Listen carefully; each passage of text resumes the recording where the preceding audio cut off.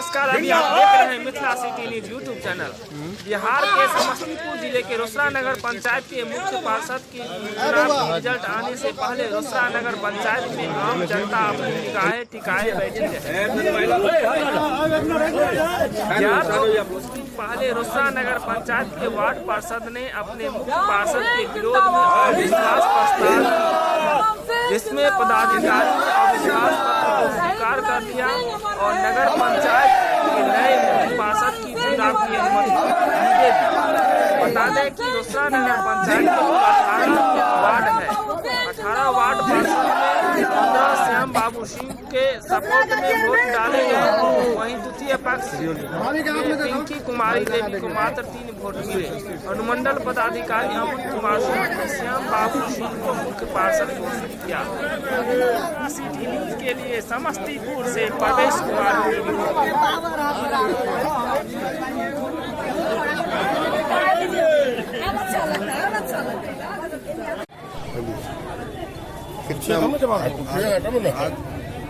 आज चुनाव था, आपको कितना मत मिला है? हमको 15 मत मिला है और विपक्ष को 3 मत मिला है। क्या नाम है? श्याम बाबू सिंह।